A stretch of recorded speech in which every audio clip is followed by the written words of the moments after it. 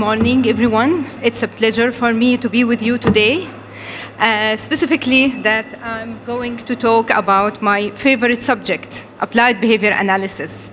It's really an honor to be with you today, talking about one of the fields that I believe since I started working in applied behavior analysis, I feel that it is one of the fields that really helping people to change their life.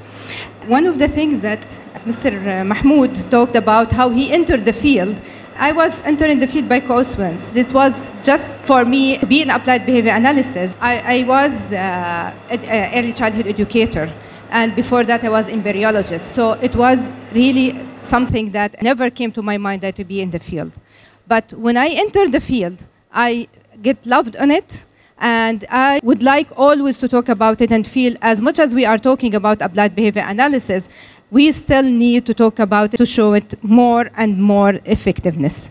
So today my part will express how we are using applied behavior analysis in private centers.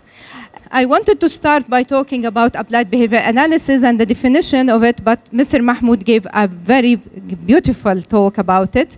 So in short, it is a scientific, evidence-based discipline focusing on understanding and improving the human behavior. This is what we aim. We aim always to improve the quality of life of our individuals that we are working with, say students, clients, whatever we want to call them, because we are working in different environments and in different places effectively to improve the life of the people that we are working with them and their families and the society in general. So there is a myth that's saying that applied behavior analysis it's only effective for individuals with ASD, and this is a big myth because no, applied behavior analysis is effective in all the environments or settings. Wherever there is a behaviors or skills that need to be positively shaping, applied behavior analysis can be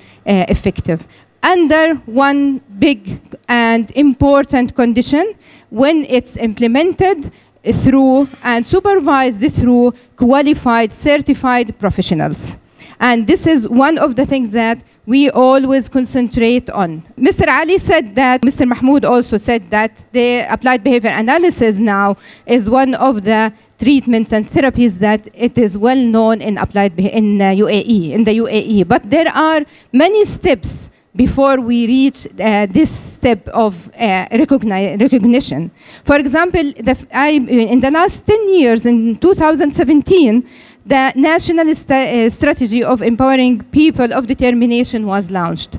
And at the same time, the terminology of people of determination started to be introduced. And it made a lot of effect on the society, not only in the UAE, but also in other countries around us and in the worldwide, because that terminology itself is very empowering for the people of determination. A comprehensive strategy for people of determination 2024 was also introduced in 2020. And after that, the national autism policy was adopted. In 2023, the National Occupational Standard for Applied Behavior Analysis were endorsed. And the UAE is the first Arab country that they have these national occupation standards. Until now, no Arab countries or in the Middle East or in the region that they have these standards. This year, in September 2024, the new ABA guidelines were introduced, and introduced in a way that this is the way that we have to use these new guidelines of ABA have to be introduced to enhance the people of determination. According to Kelly 2023, there are over than 35 centers in the UAE that have at least one certified behavior analyst on the site. According to my knowledge, we have more. But I don't have statistics about that or accurate statistics about that. But this is what I found in the research, so I didn't want to put any numbers on the screen that I'm not sure about. Models of private center services. We have different models, but these are the main from my research and according to the research that we have in the UAE. We have one-to-one applied behavior analysis, a group-based applied behavior analysis, school-based and home-based. And each one of them have its characteristics and why it is important according to the clients or students that we are working with. In general, in applied behavior analysis, there are, as Mr. Mahmoud said, it's very organized, very systematic. So we have specific steps when we work with any students in anywhere, in any field, wherever we are. So we start usually with the assessment. And we use different kind of assessments. We use behavioral assessments. We have functional behavior assessment, skill assessments, environment assessment, name it and count it. We have a lot of the assessments that, and the main idea that we want to be sure that we are providing the right strategies and the right programs, right services for our students. Then we have individualized program because applied behavior analysis is flexible and can be tailored according to the needs of our clients that we are working with. Then we start to build the skills that the students or the individual needs and working at the same time on the behavioral their needs. So they are going together. We are not working in applied behavior analysis in reducing problem behaviors without building skills. Both has to go together, and it will not work if it's not going together. And the last step is generalization. Take all these skills, whatever we learn, whatever we change to their natural environment. One-to-one therapy, flexible. Usually parents like to have, if they have very busy schedule, that's one of the options that they have. And if we need, also it's needed for the early intervention, we prefer to have them for one-to-one until we get them ready to be for the mainstream schools. And usually the centers, they are providing all the services, they try to provide all the services like speech therapy, occupational therapy, in the same center, but if they cannot do that, they guide the parents where to find it. Group-based therapy could be named in different names. For example, social skills groups that aiming to introduce or enhance the students and individuals' skills and play, communication skills, social readiness programs. These are the same aims, but they are adding to it programs that is related to the schools that would help the student to be, or the client be ready for the mainstream. And lastly, the vocational group training. They are aiming to prepare the individuals and teach them skills that they need in the employment workplace. School-based therapy can be in two models if you want. In school centers, we have some centers and they are within the school. And they take 2 or 3 classes, and in these classes they are providing one-to-one sessions. At the same time, they are gradually integrating their students in mainstream classrooms using inclusion and reverse inclusion procedures. External center with support, they are outside the school, but they are offering training for shadow teachers, guiding for the shadow teachers, and collaborating with the teachers and school in different ways to also to help the integration.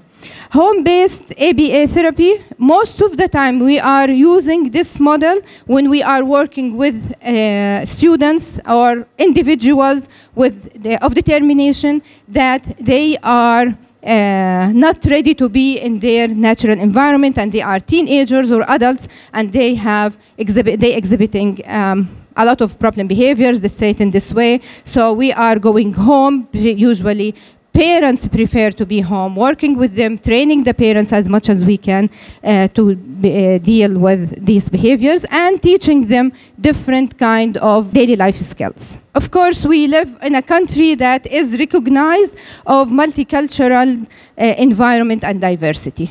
According to the World Population 2023, 10% of the population UAE are UAE nationals. And 90% comes from 200 plus nationalities. In the United Nations, there are 193 countries are registered. So here in UAE, we have more than the United Nations registered countries. What does it mean? We mean that we have a lot of, I don't want to say challenges, but it is very excited to be in such an environment. Let's watch a video that is reflecting the multiculturalism of UAE.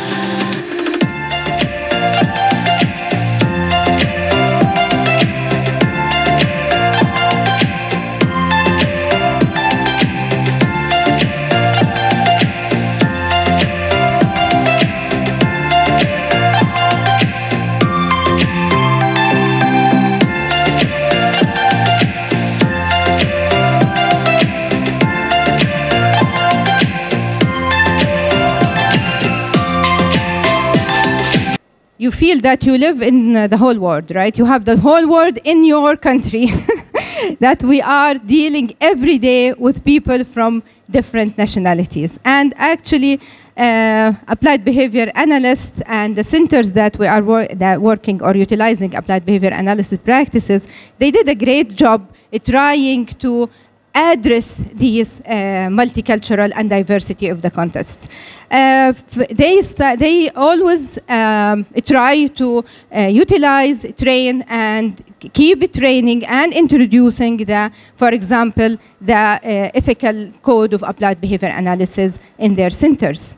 Also, they teach, and we try to teach ourselves every day about the different cultures, not only the Emirati cultures. And I believe all of us, if we are working in the field, one day we taught a program that is related to the culture that is different than our culture. For example, there is an Olsen et al. 2018. They use video modeling to teach 3 individuals with autism to put their hatta and their ghutra and their igal. That's one of the programs that we are teaching, related to prayer, related to wudu, related to, for example, divala, related to different religions and different cultures. Language is one of the challenges that we are facing in the field, because until now, applied behavior analysis programs and assessments, applied behavior analysis data is collected in English. And English is the first language for us. So there are some specialists in the field that they find these challenges to translate it or to communicate it sometimes in a right way, using the correct terminology when they want to translate it to the parents or other specialists. As well as we don't have until now the enough number of Arabic speaking in an Arabic country like the UAE that working in the field. Family caregiver involvement, yes, I think in here in the UAE, I was working before in Canada. When I moved in the UAE, one of the things that I learned, whenever I have interview with the parents, it doesn't mean that I will have the mother and the father. You will have many people in the extended family, and I have to learn the hierarchy of the family. So who's making the decisions and who should I follow when I, for example, choosing the goals for my students. And I have to teach this as well as to my students, how the family dynamics is working here, how they have to react and how they have to behave when they are, for example, in the different gatherings. Also, I learned something very nice skill in how to teach the nannies and the drivers to implement also some programs in applied behavior analysis, because they are sometimes the first hand working with the students, so you want them to be skilled enough to implement these programs. When it comes to the fees, applied behavior analysis is expensive. We all agree on that, right? It's an expensive treatment. So centers and people who are working in the field, they try to come with solutions, some solutions. For example, they have sometimes some offers. But one of the things that grabbed my attention in this point, that most of the centers try to train parents as much as they can and caregivers as much as they can to implement these programs so that they don't have to pay more sessions, for example. Comprehensive support, it is not only for the student, but also for the family. They have a lot of family groups, coffee morning, where families can gather, sharing the experiences, sharing their success stories and challenges. Community engagement, yes, especially after the corona. We start to see many centers collaborating with organizations. An example of that, for example, Special Olympics. There is a centers of applied behavior analysis that they are collaborating with Special Olympics, training different categories in the society to teach them about the applied behavior analysis and how to work with the students. Let's see some examples of language integration and cultural integration. ايش هاي ثاني؟ عفل. يلا حط العفل مع الاكل. عفل. Good job. برافو. طيب وهذه؟ كاو. كاو. يلا حط الكاو مع الانيمالز. Good job. برافو بطل. هذه ايش؟ Good job. كمان مرة. با. نانا. نانا امسكها. نانا. اها حط البنانة مع الاكل. وين الاكل؟ يلا حط البنانة مع الاكل. Good job. برافو بطل. طيب هذا ايش؟ pig. pig. كمان مرة. pig. حط البيج مع الانيمالز. وين الانيمالز؟ حط البيج مع الانيمالز بس حطهم من فوق منهم محمد. برافو بطل. طيب. How many of you have been implemented or you utilized their sessions in two languages, Arabic and English? Because the child using some words in Arabic and some words in English. So you have to enter his environment first and then later on we can choose one language. But I think all of us have been forced to do something like this, using two languages while you are working with the students. Did you or not? Yeah? Yes? Yes, I believe so. Yeah, I did that before because it was for the benefit of my client. If I will stay speaking in English, he will not understand most of the words. So we started gradually choosing one language for him, and until now, the most popular language is English in UAE. Another example.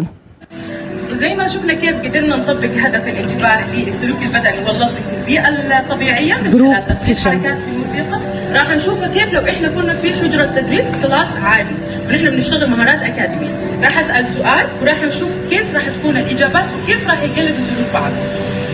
أبى أسألكم 2 زائد 2 كم الإجابة؟ مين يعرف؟ أنا خلفان. 4 برافو خلفان. صفر لا خلفان. اوكي بسأل سؤال مرة ثانية. 2 plus 2 equal؟ Yes, very good. Say أنا. Say me. ارفع إيدك فوق. Yes. 2 plus 2 equal؟ 4. صفقوا لحمودي. Yeah.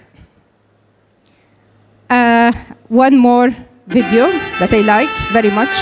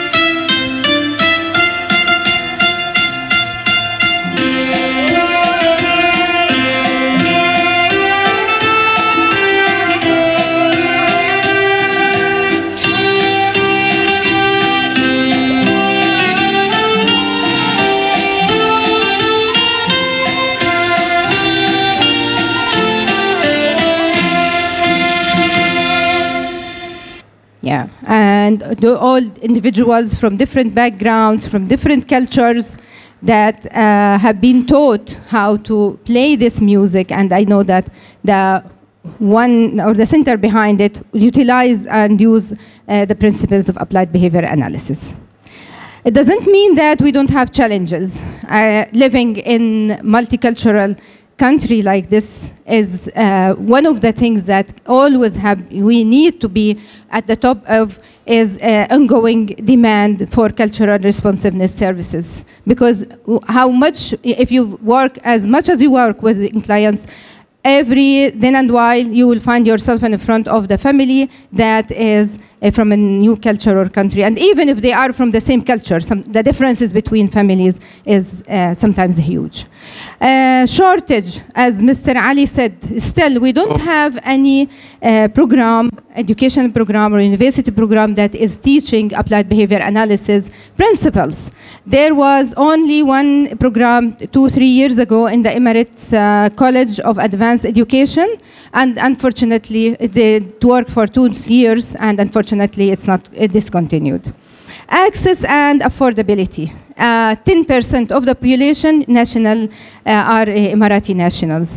These are only the 10% that can have fund or access the free services. But the 99% of the population, they don't have any source that can support them. Again, according to Kelly 23, 24% of the UAE employees have educational allowance.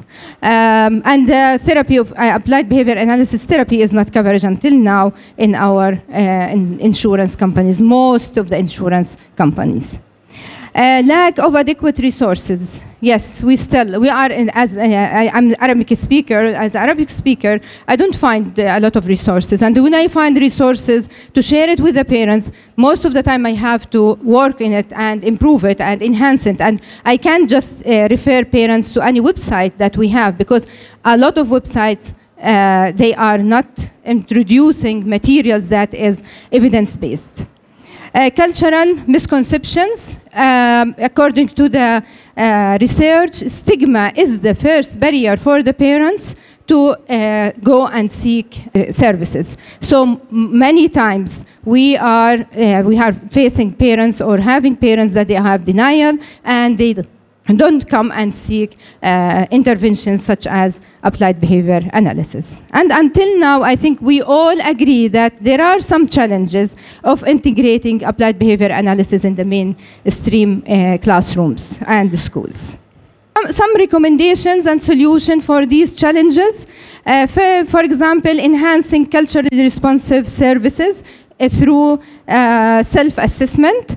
Bolio Hans Gomez 2022 suggested that if we were able in having a habit of self-assessment, assess our values, our biases, our culture, that will help us a lot in providing more responsiveness services. And they, in this article, it's a very nice article about this topic, they have many tools from applied behavior analysis field and outside the field that can help us to be sure about our biases.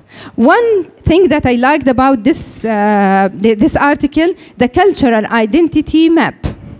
It's a very nice map, and I did it for myself, and I discovered a lot of things that I didn't know about myself. There is still biases. I live all my life outside my country, outside the Arab world, but still there are some things that I have to change in myself. So it makes you go deep in your beliefs, deep in your ideas, deep about your culture, which helps you to be more cultural competent, cultural humanity, and of course, in this case, you will be sure that you are introducing or using culturally responsive services. Raising awareness, we do, and we did, and we are doing, I think, good job in that, but still we need more. Still, we need to use the social media more. Still, we need to have some partnership with local organizations. We need to use digital media, as I said, and Zoom meetings, and offering some awareness classes, awareness talk, awareness gathering, awareness events about special needs, people of determination, as well as the ABA. Creating university degrees, as Mr. Ali said, we have to fight for that. We have to start to highlight the need. And I think now, after the 24 guidelines of applied behavior analysis, I think there is a big chance for us to have these kind of programs. Talking to the companies about improving the insurance coverage. This is a big, huge issue that we have in our field. As we said, it is one of the things that we have to concentrate. I believe one of the things in the research that I found, that creating guidelines for the companies, insurance companies, regarding the provision of ABA helps a lot. Because this comes from other therapies and other fields in the field for people of determination. One of the things that people in these companies, they don't know about applied behavior analysis enough.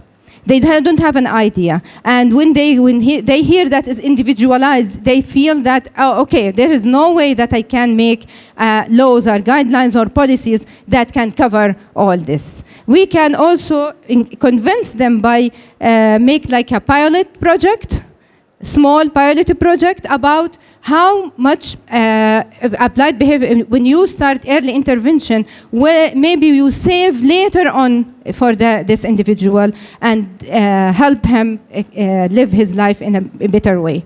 Also communicating and collaborating, of course, with parents and with health providers. I believe, because I have a meeting with one of the pediatrics in one of the hospitals in UAE, and she has this problem that, okay, I don't know where should I refer the parents, because everywhere is so expensive. So when we start gathering, when we start talking from different fields about the same thing, I believe that will help us to create this agreement from the companies about this insurance. Development more platforms, websites in different languages, as much as we can. And specifically, I'm talking to the Arabic speaker. We start translating. We have good success stories about translating a lot of, not a lot, some of the references in applied behavior analysis, but we still need more. We still also we want to use friendly platforms that are engaging, that are introducing trustful materials for the people. So, because many of our parents that we are working with, everybody have the phone in his hands, but not all the people, they can use it in the way that is friendly to him or to her.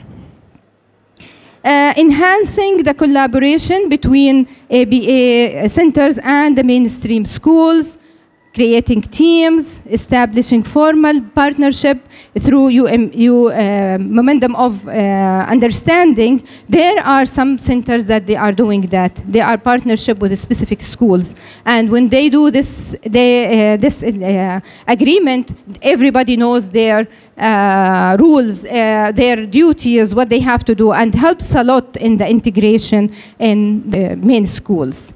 Effective transitioning planning, because this is one of the challenges that we have with the schools, that we are transition the student, but the plan itself for a transition is not clear. It's not clear sometimes for us, it's not clear for them. We have to make some effort to go as a behavior analyst to the schools, check the environment, talk to the people, have communications through Zoom with the parents' presence or not, so we can all be on the same page when we are transitioning the student. Resource sharing is another one. It's very nice that I know some of the centers, they share their resources with the schools and help a lot in building this relationship with the school, as well as the sharing, training, and professional development. So important point that if we are start to build some courses, some workshops. That is important for us and for the teachers in the school and shadow teachers and the administrators in the school. That will be a great idea for all of us to be sharing the same knowledge. To conclude, we have different models in applied behavior analysis in the private centers, and private centers, they are doing a great job in trying introducing as much as they can services that is appropriate and meet the need of different cultures and different people. But still we have challenges like ongoing demand again of culturally responsive, shortage of the professionals, high cost of the treatment, and awareness, public awareness. And I proposed that we can improve the culturally responsive services through self-assessment, expand the local programs, training, fighting for more programs and for the individuals who are working in the field of applied behavior analysis, talking to insurance companies and try to reach them as much as we can, foster the collaboration among practitioners and families, and educational institution, and implement the comprehensive support for all our clients and their families. And these are my references. Questions? Okay, Dr. Lama, I have a question actually. You mentioned about the struggles with the insurance companies. Yes. And you have been practicing also in UAE and in Canada for a long time. And my question is regarding the difference between the insurance coverage in Canada and in UAE, and what are the differences and what are the similarities? Yes, of course. I'm since maybe 15 years now outside Canada, but I believe that in Canada, and Najla can help me with that, in Canada, we don't have insurance. It's not like the States. It's funded by it's supposed to be funded by the government. Yes? Can we give the mic, please, Mr. Mahmoud, to Najla? Yes. Najla, if you want to introduce yourself first. Yes, this is Najla Youssef. I am the owner and the clinical director of ABA Campus Behavior Therapy Services in Canada. So ABA therapy is not actually covered by insurance companies in Canada, unlike in the US. However, there are some programs that supporting individuals with autism, and more specifically in Ontario, where I live and practice, there is the Ontario Autism Program that is actually funding families with children with autism. However, there is a very long waiting list. So so it's either out of pocket or through the OAP program. But when it's out of pocket, I know there are some association and organization that help the parents as well, right? Yeah, but not towards the ABA therapy. Oh, okay, okay. Which therapies? Well, now speech therapy is covered. Okay. OT is covered, but not applied behavior analysis. So okay, so it's a worldwide fight. It is it is not problem. Your EE fight. It is a big problem, but again, it's unlike in the US. Yes, yes. Okay. Thank you. Thank you. Thank you so much, Najla. I have a question for you. If you don't have any questions, I have one question for you. Yeah? What is the difference between cultural competence and cultural humanity? Which is two very important concepts that I think, as applied behavior analysts, we need to know. What is the difference between these two terms? We are living in a multicultural country, and we are strive to introduce as much as we can from responsiveness services. So I think we need to know these two terms. From the same article, the cultural competence, it means that it's a lifelong process where you improve and you develop your skills, your knowledge, your awareness about the different cultures. and about diverse cultures, which means that helps us when we are introducing our services for the people to be as much as sensitive that we can. Cultural humility means that a long life also process of self-reflection. Reflect on your thoughts, reflects on your biases, reflects on your culture. And this helps a lot in reducing the power imbalance between us and our clients. Because in the fields of the in any field that they are providing services for students or for clients, usually we feel ourselves in an upper hands. We have the power to enforce what the services that we want. And cultural humility will help us always to put ourselves in their shoes and be more compassionate about the people that we are working with and we are supporting. Thank you so much, Dr. Lama.